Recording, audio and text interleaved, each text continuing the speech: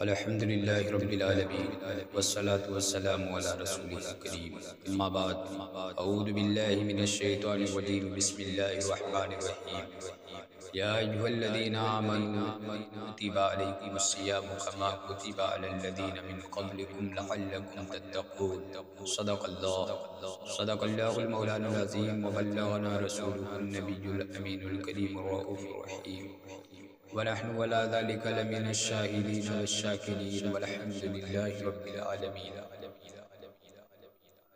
آئیے نبی اور آل نبی کی بارگاہ میں درود پاک پڑھیں۔ اللہم صلی علی سیدنا مولانا محمد بارک وسلم صلو علیہ الصلاۃ والسلام علیک یا رسول اللہ صلی اللہ تعالی علیہ وسلم۔ حضرات محترم، رب قدیر قرآن مقدس میں ارشاد فرماتا ہے، تم پر روزے فرض کیے گئے جیسے اگلوں پر فرض کیے گئے تھے، تاکہ تم متقی بن جاؤ، تاکہ تم پرہیزگار بن جاؤ۔ آج ہر ایک انسان کو معلوم ہے، ہر ایک شخص کو پتا ہے کہ رمضان کے روزے فرض ہیں، چاہے وہ مرد ہو یا عورت ہو، سب پر رمضان کے روزے فرض ہیں۔ لیکن میں یہاں پر آج چند ضروری باتیں بتانا چاہتا ہوں کہ رب قدیر نے رمضان کے روزے فرض کیے تو یہ رمضان کے روزے کب فرض کیے گئے؟ سب کو معلوم ہے کہ نماز جو فرض ہوئی ہے وہ معراج کی شب فرض ہوئی، معراج کی رات میں فرض ہوئی ہے، لیکن روزہ کب فرض ہوا ہے؟ تو آؤ میں تمہیں بتاؤں۔ روزہ 10 شوال سن ہجری 2 کو رب قدیر نے مسلمانوں پر، امت محمدی پر فرض کیا ہے۔ اب ایک سوال پیدا ہوتا ہے، آپ کے ذہن میں ایک سوال آ رہا ہوگا کہ رب قدیر نے روزے فرض کیے تو روزوں کو رمضان کے مہینے میں کیوں فرض کیا؟ روزے کے لیے رمضان کا مہینہ کیوں منتخب کیا؟ بہت سارے مہینے تھے، محرم، صفر، ربیع الاول، ربیع الاخر، شوال، شعبان، رجب، بہت سارے مہینے تھے، لیکن رب قدیر نے رمضان کا مہینہ ہی کیوں منتخب کیا؟ تو آؤ میں تمہیں بتاؤں۔ اسلام میں اکثر اعمال کے پیچھے کسی نہ کسی نیک بندے کی یادگار موجود و مقصود ہے۔ جیسے عرفات کے میدان میں حج کا فریضہ حضرت آدم علیہ السلام اور حضرت حوا علیہ السلام کی یادگار ہے، قربانی کا نیک عمل حضرت ابراہیم علیہ السلام، حضرت اسماعیل علیہ السلام کی سنت ہے، صفا اور مروہ کے درمیان دوڑ لگانا، پہاڑی پر چکر لگانا، یہ حضرت حاجرہ رضی اللہ تعالی عنہ کی یاد کو باقی رکھنا ہے۔ اسی طرح ہمارے پیارے آقا صلی اللہ تعالی علیہ وسلم اپنے ذہن کو قریب کریں کہ رب قدیر نے روزے کے لیے رمضان کا مہینہ کیوں منتخب کیا؟ کہ رمضان کے مہینے میں حضور نبی اکرم صلی اللہ تعالی علیہ وسلم رمضان کے مہینے میں کھانے پینے سے پرہیز کرتے تھے، یعنی حضور نبی اکرم صلی اللہ تعالی علیہ وسلم رمضان شریف کے مہینے میں بھوکے پیاسے رہنا پسند کرتے تھے۔ تو اللہ تبارک و تعالی نے رمضان کے مہینے میں روزوں کو فرض کر دیا۔ کیوں فرض کر دیا؟ اس لیے فرض کر دیا کہ جس طریقے سے صفا اور مروہ کے درمیان چکر لگانا حضرت حاجرہ کی یادگار ہے اور حج کا فریضہ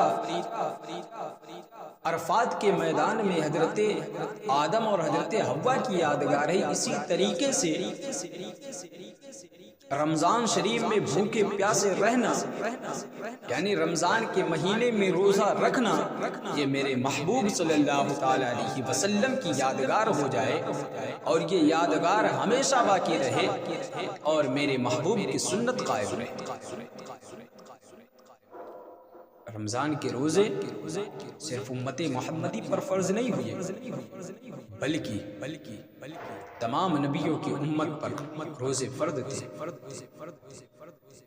انبیاء سابقین پر بھی روزے فرض ہوئے تھے۔ حضرت آدم علیہ السلام ہر مہینے کی 13، 14، 15 تاریخ کو روزہ رکھتے تھے۔ ان پر ہر مہینے میں 3 دن کے روزے فرض تھے۔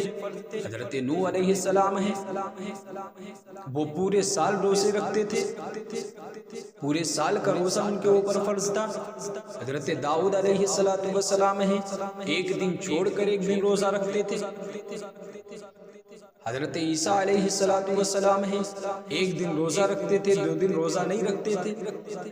روزہ تمام نبیوں پر فرض ہوا، لیکن جو برکت، جو فضیلت امت محمدی کو رب قدیر نے دیا ہے، وہ کسی نبی کو نہیں دیا ہے۔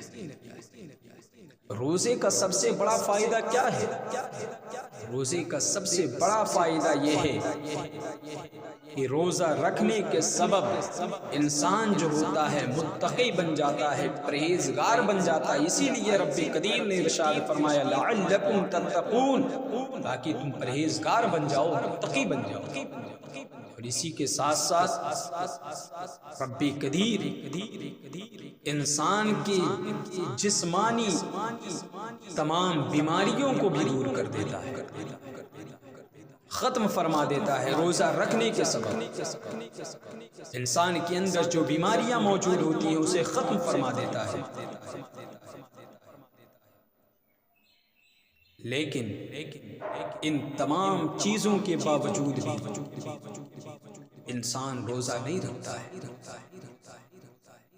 بیماری کا بہانہ کر کے، پریشانیوں کا بہانہ کر کے، پیٹ میں درد ہونے کی وجہ سے ہٹھا کھٹا مسلمان بیماریوں کا بہانہ کر کے روزہ چھوڑے ہوئے ہیں۔ شاید انہیں معلوم نہیں ہے کہ روزہ جان بوجھ کر ایک روزہ چھوڑنے کی سزا کیا ہے۔ حضور نبی اکرم صلی اللہ تعالی علیہ وسلم نے فرمایا کہ جو جان بوجھ کر ایک روزہ رمضان کا چھوڑتا ہے، کل قیامت میں جہنم میں رب قدیر اس کو 900 لاکھ 900 برس جہنم میں جلائے گا۔ آج دھوپ کی وجہ سے تیز گرمی ہوتی ہے، کہتے ہیں میں روزہ نہیں رکھ پاتا، تو ذرا سوچئے کہ جہنم کی گرمی کا حال کیا ہوگا، جہنم کی گرمی کا حال کیا ہوگا۔ جب 900 سال اس کو جلایا جائے گا تو اس کو کتنی تکلیف ہوگی، کتنی مشقت میں ڈالا جائے گا، لیکن انہیں معلوم نہیں ہے۔ حضور کا فرمان کہ حضور نبی اکرم صلی اللہ تعالی علیہ وسلم نے فرمایا تھا کہ اگر بندوں کو معلوم ہو جاتا کہ رمضان شریف کی فضیلت و برکت کیا چیز ہے تو میری امت یہ تمنا کرتی کہ رب قدیر پورے سال رمضان ہی کا روزہ رکھے، پورے سال رمضان ہی رہے اور ہم رمضان کا روزہ رکھتے رہیں، پورے سال ہم تیری عبادت کرتے رہیں، پورے سال ہم روزہ رکھیں۔ مسلمانوں برائیوں کا، بیماریوں کا بہانہ کر کے روزہ مت چھوڑو۔ روزے کی سزا بہت خطرناک ہے، بہت بڑی ہے۔ خدا را مسلمان رب کی بارگاہ میں سجدہ سجود کرو، روزے رکھو، تاکہ تمہیں یہاں بھی جسمانی فائدہ حاصل ہو اور کل مرنے کے بعد بھی تمہیں رب قدیر کی بارگاہ میں شرمندگی کا سامنا نہ کرنا پڑے۔ رب قدیر کی بارگاہ میں دعا ہے رب کائنات ہمیں اور تمام مسلمانوں کو روزہ رکھنے کی اور پابندی کے ساتھ نماز پڑھنے کی توفیق و رفیق عطا فرمائے۔ السلام علیکم ورحمۃ اللہ۔